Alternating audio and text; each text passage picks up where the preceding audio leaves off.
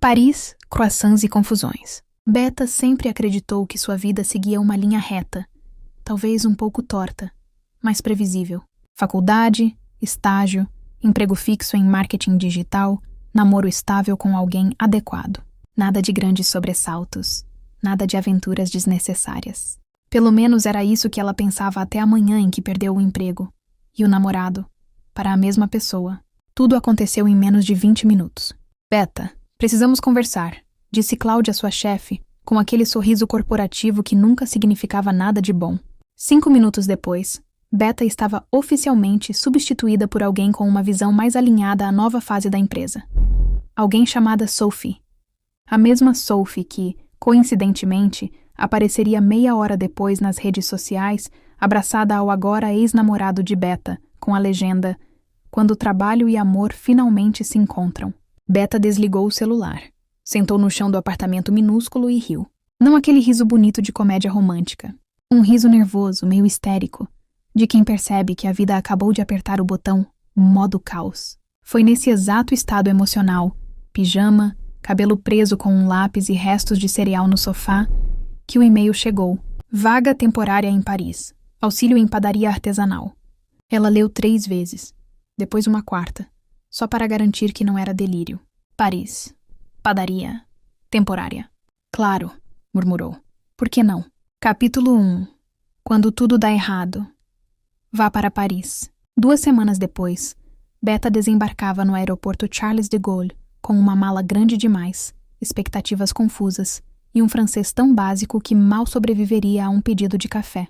A padaria ficava em Montmartre, numa rua charmosa demais para ser real. A fachada tinha toldo listrado, janelas com flores e uma placa discreta. Boulangerie Duval. É aqui que vou reconstruir minha vida, disse a si mesma, confiante demais para alguém que não fazia ideia de como ligar um forno industrial. O sino da porta tocou quando ela entrou. Bonjour? Um homem surgiu de trás do balcão, vestindo avental branco, mangas arregaçadas e uma expressão que parecia permanentemente irritada com a existência humana.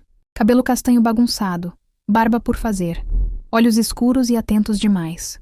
Vous êtes en retard, disse elle secou. Beta piscou. Sim, eu... atraso... Paris. Fuso horário? Ele suspirou. Você deve ser a ajuda temporária. Beta, disse ela estendendo a mão. Muito prazer. Ele ignorou a mão. Antoine. Claro. Antoine. Nome curto, francês e claramente pertencente a alguém que não sorria para estranhos. Certo, Beta, continuou ele. Você sabe fazer croissants? Comer? Sim, com excelência. Antoine fechou os olhos por um segundo, como se pedisse paciência ao universo. Capítulo 2. Croissants, catástrofes e café derramado. O primeiro dia foi um desastre. Beta queimou 2 fornadas de pão, confundiu sal com açúcar e conseguiu, de alguma forma inexplicável, derrubar café em 3 clientes diferentes. Mon Dieu! Exclamou uma senhora quando o líquido quente atingiu sua echarpe. Desculpa, sou estrangeira, disse Beta como se isso explicasse tudo. Antoine observava de longe, braços cruzados, claramente reconsiderando todas as decisões que o levaram até ali. Você não pode simplesmente pedir desculpas e sorrir, disse ele depois. Aqui pão é coisa séria. No meu país também. Mas a gente tenta não humilhar ninguém no processo. Ele arqueou uma sobrancelha. Você ainda está aqui porque precisamos de ajuda. Não confunda isso com confiança. Fique tranquilo. Eu também não confio em você, respondeu ela, sorrindo doce. Foi o primeiro embate direto entre eles. Nenhum dos dois percebeu, mas algo ali começou a crescer, como massa esquecida fora da geladeira. Capítulo 3. Paris. Não tem manual de instruções. Fora da padaria, Paris era tudo o que Beta imaginara, e um pouco mais caótica. Ela se perdeu no metrô, pediu algo completamente diferente do que queria em restaurantes, e passou vergonha tentando pronunciar nomes de ruas. Mas também descobriu pequenas alegrias. Caminhar à noite com uma baguete debaixo do braço, observar casais discutindo apaixonadamente em cafés, comer croissants quentes às 6 da manhã. Antoine, por sua vez, parecia fazer parte da cidade, como se tivesse nascido das pedras das calçadas. Você sempre foi tão mal-humorado? Perguntou ela certa noite enquanto limpavam o balcão. Não. O que aconteceu? Ele deu de ombros. Pessoas decepcionam. Bem-vindo ao clube. Eles trocaram um olhar rápido demais para ser insignificante. Capítulo 4. Clientes exigentes e silêncios incômodos. Com o passar das semanas, Beta melhorou. Não excelente, mas aceitável. Ela aprendeu a respeitar os tempos da massa, a ouvir o forno, a entender que Antoine só gritava quando se importava. Isso está bom, disse ele certa manhã, provando um doce que ela preparara. Só bom? Para você, isso é um elogio. Ela sorriu orgulhosa. Entre fornadas e horários absurdos, surgiram conversas inesperadas. Por que você faz isso? Perguntou ela certa vez. Trabalhar tanto. Nunca tirar férias. Porque isso é tudo o que sei fazer. E amar? Ele parou. Isso, eu queimei no forno. Beta engoliu em seco. Eu também. Capítulo 5. Quando o passado resolve aparecer. Como toda boa comédia romântica, o caos não demora. O ex-namorado de Beta apareceu em Paris, com Sophie. Coincidência? Disse ele, sorrindo falso. Antoine observava de longe, sentindo algo desconfortável se instalar no peito. Ele é... Começou Antoine. Um erro que não esfriou direito, respondeu Beta. Naquela noite eles discutiram. Você não é daqui, disse Antoine duro. Vai embora em breve. E você age como se isso fosse um problema. É. Silêncio. Você está queimando o forno, Antoine, disse ela com a voz trêmula. E você está brincando com fogo. Ela saiu. Capítulo 6. O momento de abaixar o fogo. Dias sem se falar. A padaria parecia mais fria. Até que numa manhã chuvosa, Antoine encontrou um bilhete sobre a bancada. Às vezes, o pão só cresce quando alguém tem coragem de esperar. Ele respirou fundo e foi atrás dela. Capítulo final. Paris, croissants e confissões. Antoine encontrou Beta sentada à beira do Sena, observando a cidade. Eu não sou bom com palavras, disse ele. Mas sou bom em esperar, em cuidar, em tentar de novo. Ela sorriu, lágrimas nos olhos. Eu não vim para Paris por você. Eu sei, mas talvez fique por nós. Ele se aproximou. Então não deixe queimar. Eles se beijaram. Não perfeito. Não ensaiado. Real. Como tudo que vale a pena. Meses depois, a placa da padaria ganhou um pequeno detalhe. Boulangerie du Valenbeida. Ela nunca planejou se apaixonar, mas Paris nunca pediu permissão. Amor entre cafés em Lisboa. Marina nunca imaginou que sua vida pudesse mudar por causa de um café derramado. Muito menos em Lisboa. Até então, sua rotina em São Paulo era previsível. Reuniões intermináveis, campanhas digitais que precisavam viralizar ontem, e uma sensação constante de que estava sempre correndo atrás de algo que nunca chegava. Quando o e-mail da matriz apareceu na tela, viagem urgente para Lisboa. Preciso de você lá amanhã. Ela não teve tempo de questionar. Apenas fez as malas, reclamou no grupo das amigas e embarcou com o coração dividido entre a ansiedade e o medo de errar longe de casa. Lisboa a recebeu com um céu dourado, ruas de pedra brilhando ao sol e aquele cheiro indefinível de café recém-passado misturado com história. Marina se encantou imediatamente, embora tentasse manter o foco profissional.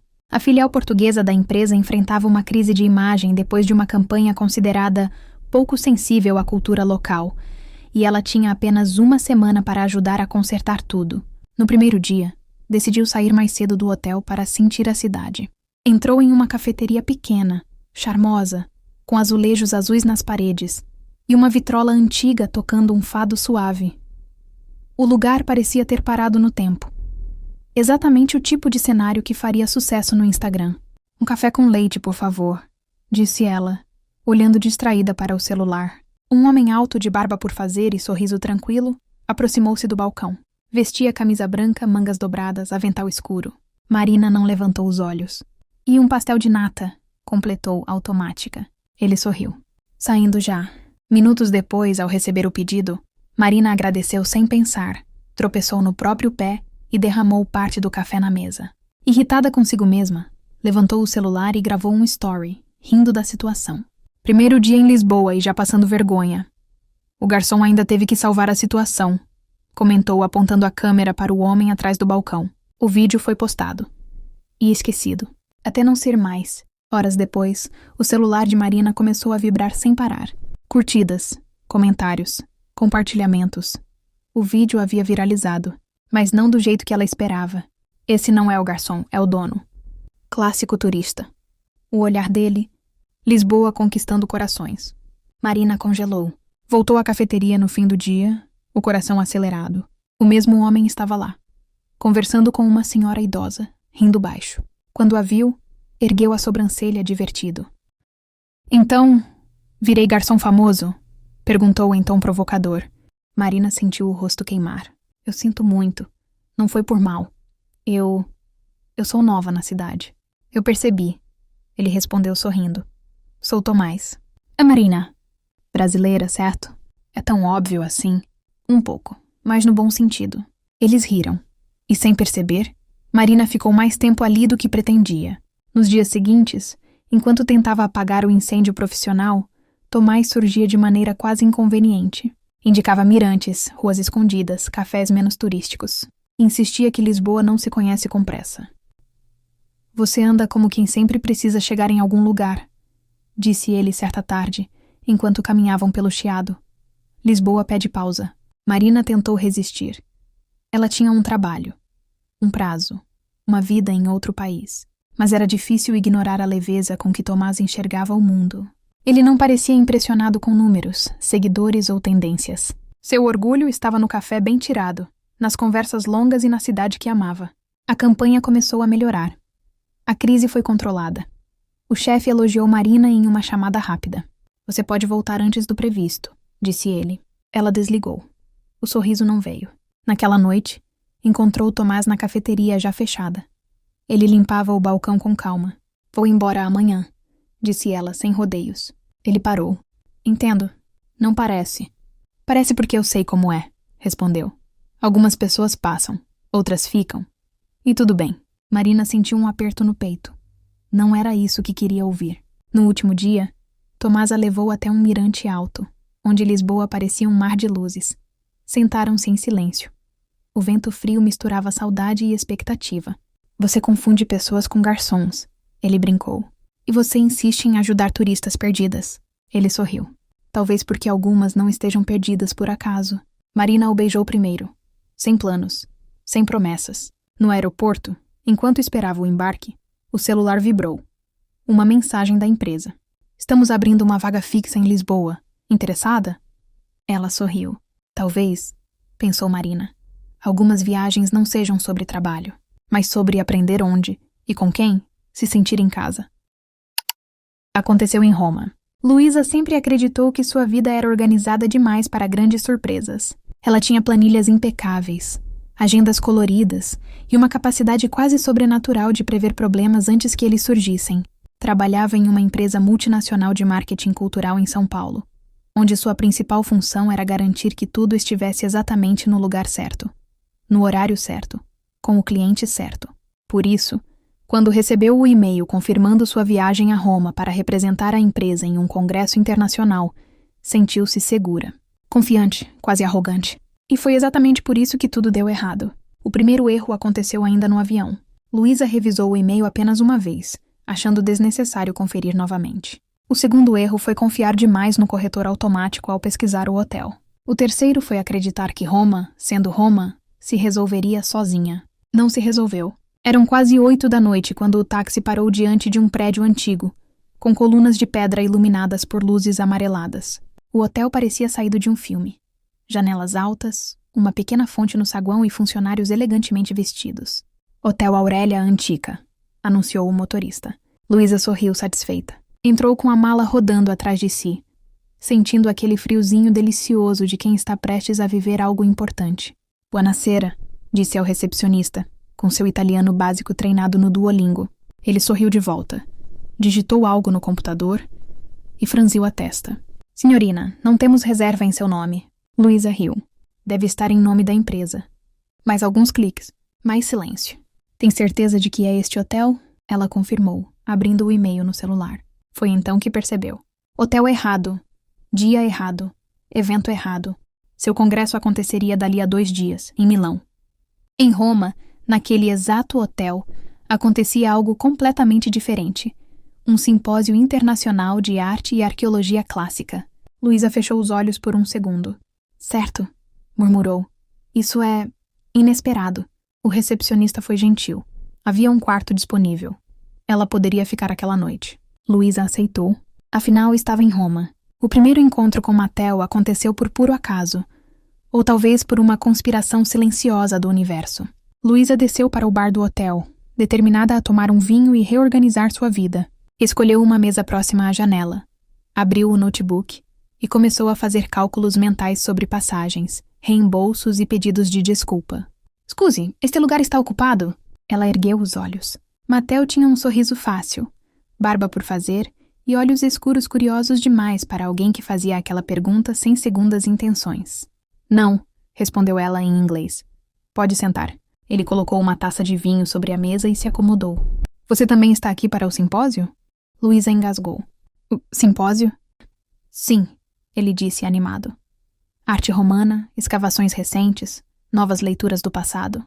Fascinante." Ela sorriu nervosa. "Ah, claro, sim." Mattel abriu um sorriso ainda maior. "O Mattel, arqueólogo." Luísa apertou a mão dele. "Luísa, especialista em..." Ela fez uma pausa microscópica. "Arte antiga." E foi assim que a mentira mais educada e absurda da sua vida começou. Mattel acreditou em cada palavra. Talvez porque Luísa fosse boa em observar, em ouvir, em fazer perguntas inteligentes. Talvez porque Roma a ajudasse. A cidade parecia sussurrar histórias antigas em cada esquina, e ela absorvia tudo com entusiasmo genuíno.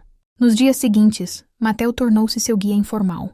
Eles caminharam pelo Trastevere à noite, com luzes penduradas entre prédios antigos e música escapando dos restaurantes. Comeram massas que Luísa nunca soube pronunciar. Beberam vinho demais e conversaram sobre tudo, menos sobre o fato de que ela não entendia metade dos termos arqueológicos que ele mencionava. "Você percebe como Roma nunca dorme sozinha?" Mattel disse certa noite, enquanto observavam o Coliseu iluminado. "Sempre há o passado observando o presente." Luísa sorriu. "Acho que é por isso que me sinto diferente aqui." Ele a olhou com atenção. "Diferente como?" Ela pensou por um momento. "Como se estivesse vivendo uma versão de mim que eu ainda não conhecia." Mattel não respondeu. Apenas continuou olhando para ela, como se estivesse desenterrando algo precioso. A mentira começou a ganhar vida própria. Luísa passou a assistir a palestras anotando tudo com cuidado, não para fingir, mas porque estava genuinamente interessada. Pesquisava à noite, lia artigos, aprendia termos. Parte dela queria manter a farsa. Outra parte queria, desesperadamente, estar à altura da mulher que Mattel acreditava que ela fosse. E talvez, de algum modo estranho, estivesse se tornando essa mulher. O romance cresceu devagar, como Roma, construído sobre camadas. Houve o primeiro toque de mãos, ao atravessar uma rua movimentada. O primeiro beijo, sob uma varanda antiga, com cheiro de jasmim. Houve risadas, silêncios confortáveis, conversas longas demais para serem apenas amizade. Mas havia também o peso da verdade. E ela sabia que não poderia enterrá-la para sempre. Na última noite em Roma, Mattel a convidou para um jantar especial. "Quero te mostrar algo", disse ele. Eles caminharam até um local afastado, onde uma pequena escavação estava sendo preparada. Não havia turistas, apenas pedras antigas e o céu estrelado. "Às vezes", Mattel disse, "passamos a vida procurando respostas no passado, quando elas estão bem diante de nós." Luísa sentiu o coração apertar. "Mattel, eu preciso te contar uma coisa." Ele se virou para ela. Ela contou tudo. Sobre o hotel errado, o evento errado, o cargo errado, o medo de decepcionar, a vontade de continuar. O silêncio foi longo. "Então", ele disse por fim, "você não é arqueóloga." "Não", respondeu ela com os olhos marejados. "Mas Roma me mudou. Você me mudou." Mattel sorriu suave. "Luísa, a arqueologia não é sobre títulos. É sobre curiosidade, sensibilidade, conexão. Você viu Roma como poucos veem." Ela respirou aliviada. "Então, você não está bravo?" "Estou", ele respondeu. "Um pouco." Ela baixou os olhos. "Mas também estou apaixonado." Ela sorriu emocionada. "Eu também." Luísa voltou para casa diferente. Menos controle, mais coragem. Meses depois, recebeu uma mensagem de Mattel.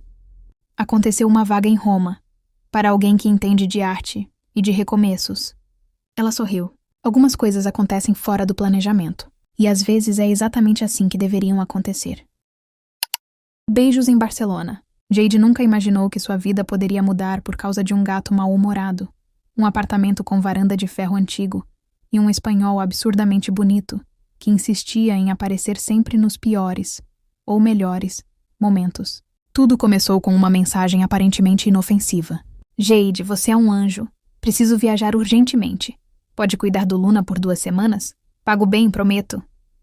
A mensagem vinha de Valentina Soler, uma influenciadora digital famosa por seus looks impecáveis, cafés fotogênicos e uma vida tão perfeita que parecia editada até na vida real. Jade conhecia Valentina apenas por trabalhos pontuais como social media freelancer, mas aceitou sem pensar muito. Barcelona sempre fora um sonho distante, algo entre um cartão postal e uma promessa de vida nova. 2 semanas em Barcelona, cuidando de um gato. O que poderia dar errado? Tudo. O apartamento de Valentina ficava no bairro de Elborn, charmoso, vibrante, com ruas estreitas que pareciam feitas para histórias de amor improvisadas. Jade chegou exausta, mas encantada. O lugar era ainda mais bonito do que nas fotos, o que a deixou levemente desconfiada. Luna, o gato, era elegante, branco com manchas cinza, olhos azuis julgadores. Claramente não gostava de mudanças nem de Jade.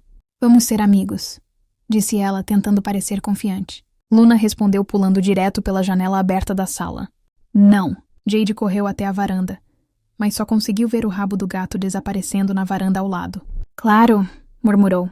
Primeiro dia. Ela respirou fundo, pegou coragem e tocou a campainha do apartamento vizinho. Quem abriu a porta parecia ter saído direto de um comercial de perfume europeu. Alto, cabelos escuros levemente bagunçados, barba por fazer, camiseta branca simples, calça preta e aquele olhar confiante de quem sabia exatamente o efeito que causava. Sim? Jade esqueceu todas as palavras que sabia em espanhol. Gato fugiu. Branco. Lindo. Apontou desesperada. O homem arqueou uma sobrancelha e sorriu. Ah, Luna. Você conhece o gato? Ele vem aqui todos os dias. Acho que gosta mais de mim do que da dona. Aquilo foi humilhante. Posso entrar? Perguntou Jade, tentando manter a dignidade. Claro, sou Mateu. Claro que ele se chamava Mateu. Mateu encontrou Luna dormindo tranquilamente em seu sofá, como se aquele fosse seu apartamento desde sempre. Traidor, sussurrou Jade. Ele gosta de música clássica e atum premium, explicou Mateu. E de varandas ensolaradas. Ótimo, ele é mais sofisticado que eu. Mateu riu, um riso fácil, caloroso. Você era americana? Brasileira, mas mora em Nova York. Interessante. Jade não sabia se ele estava falando dela ou do gato. A partir daquele dia, Luna passou a fugir religiosamente para o apartamento de Mateu. Jade, consequentemente, também. Eles se encontravam no elevador, nas escadas, na lavanderia do prédio, sempre em situações levemente constrangedoras. Uma vez, Jade apareceu de pijama tentando recuperar o gato. Outra derrubou café nele. Na terceira, fingiu que não o conhecia. Você está me evitando, disse Mateu, encostado na porta do prédio. Não, mentiu. Eu não mordo. Diferente do Luna. Ela riu. Estava perdida. Mateu trabalhava com arquitetura urbana e amava a cidade como se fosse uma extensão do próprio corpo. Ele a levou para caminhar pela Barceloneta, comer tapas em bares escondidos, beber vinho em praças silenciosas, assistir ao pôr do sol do Bunkers del Carmel. Você fala de Barcelona como se fosse uma pessoa, disse Jade. Ela é, respondeu ele. Às vezes difícil, às vezes intensa, mas sempre apaixonante. Aquilo soou como um aviso. Jade sabia que estava ali apenas por 2 semanas. Sabia que ele fazia parte da experiência, não do plano. Mas Barcelona não ligava para planos. O beijo aconteceu por acaso, ou pelo menos foi assim que Jade tentou justificar. Eles estavam na cozinha de Mateu, discutindo se Luna preferia salmão ou frango, quando o silêncio caiu. Os olhos se encontraram. O tempo desacelerou. Isso é uma má ideia, disse Jade. As melhores geralmente são, respondeu ele. O beijo foi quente, intenso, inesperado. Um beijo que cheirava a vinho tinto, verão e promessa. Depois dele, nada mais foi simples. Valentina ligou. Jade, estou voltando antes, preciso do gato amanhã. O mundo de Jade encolheu. Ela devolveu Luna. Arrumou a mala. Tentou se despedir sem drama. É só um crush de viagem, disse para si mesma. Mateu apareceu no aeroporto. Você vai embora assim? É só o que eu faço, respondeu ela. E se eu quiser mais? Ela engoliu seco. Eu também quero, mas querer não é o suficiente. Eles se beijaram uma última vez. Ou assim ela achou. 2 semanas depois, Jade estava em Nova York quando recebeu uma mensagem. Estou em Paris. Arquitetura sustentável. Café amanhã? Era Mateu. Ela sorriu. Talvez alguns beijos não fossem apenas de verão. Talvez Barcelona tivesse sido apenas o começo. Destino Grécia. Camila nunca acreditou muito em sorte. Acreditava em esforço, planilhas bem feitas e listas de tarefas com códigos de cores. Ainda assim, estava ali, olhando incrédula para a tela do celular, sentada no sofá do seu pequeno apartamento em São Paulo, enquanto o e-mail piscava como se estivesse zombando dela. Parabéns. Você foi a grande vencedora da promoção Amor em Destinos Inesquecíveis. Uma viagem romântica para a Grécia. Romântica, murmurou, encarando o teto. Claro, perfeito. Exatamente o que eu precisava depois de ser gosteada por um cara que dizia amar pôr do sol. Camila trabalhava como social media de uma marca de cosméticos e vivia rodeada de fotos de casais felizes, viagens dos sonhos e pedidos de casamento cinematográficos. Na vida real, porém, seu último relacionamento tinha sido um desfile de decepções, culminando em um término silencioso e uma planilha emocional cheia de pendências. Mesmo assim, Grécia era Grécia. Ilhas brancas, mar azul impossível, comida maravilhosa e a chance de produzir conteúdo digno de viralizar. Ela clicou no e-mail novamente, agora descendo até os detalhes. E foi aí que o universo resolveu rir. Este pacote é exclusivo para casais. O acompanhante já foi definido conforme os termos da promoção. O quê? Camila leu o nome abaixo. Acompanhante. Lucas Almeida. O ar simplesmente abandonou seus pulmões. Lucas Almeida. O garoto por quem ela fora apaixonada durante toda a adolescência. O primeiro beijo. O primeiro coração partido. O dono do sorriso torto que aparecia nos seus sonhos até hoje. Mesmo depois de anos sem contato. Não. Ela se levantou do sofá num pulo, andando de um lado para o outro, como se isso fosse reorganizar a realidade. Lucas havia sido seu vizinho, seu melhor amigo, seu quase alguma coisa que nunca virou de fato. Ele se mudara no último ano do ensino médio, prometendo manter contato. Não manteve. E agora, o destino, ou o algoritmo cruel de uma promoção, os colocava juntos, em uma viagem romântica para a Grécia. Camila chegou ao aeroporto com um look estrategicamente calculado para parecer casual, mas irresistível. Vestido leve, óculos escuros grandes, cabelo preso de um jeito propositalmente bagunçado. Não que ela estivesse tentando impressionar Lucas. Absolutamente não. Ela só queria parecer melhor do que se sentia. Camila? A voz veio atrás dela. Grave. Familiar demais. Ela virou devagar. Lucas estava ali. Mais alto do que ela lembrava. Barba por fazer. Um sorriso tímido que surgia como se pedisse permissão. Lucas. Respondeu, tentando soar indiferente. Então, você também caiu nessa armadilha? Pelo visto. Ele riu. Achei que era pegadinha quando vi seu nome. Eles se encararam por alguns segundos longos demais para duas pessoas totalmente de boas. Bom, Camila disse, ajeitando a bolsa no ombro. Vamos deixar claro desde já. Isso é só uma viagem. Nada estranho. Nada romântico. Concordo. Lucas respondeu rápido demais. Totalmente profissional. Ela arqueou a sobrancelha. Profissional? Quer dizer, madura, normal, adulta. Claro! Eles riram. Um riso nervoso, desalinhado, mas que soou perigosamente parecido com os risos de anos atrás. O hotel em Santorini era tudo o que Camila imaginara, e exatamente o que ela não precisava.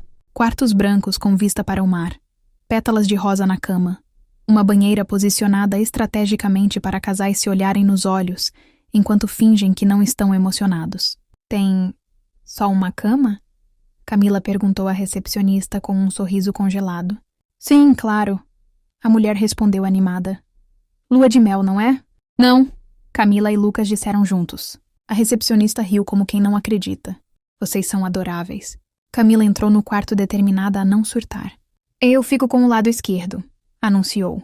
Por quê? Porque eu cheguei primeiro. Isso não é critério válido. É sim, na minha cabeça. Eles começaram a rir, e Camila odiou o quanto aquilo parecia fácil. Nos dias seguintes, eles exploraram Santorini. Ruazinhas estreitas, cafés charmosos, pores do sol que pareciam irreais demais para não serem armadilhas emocionais.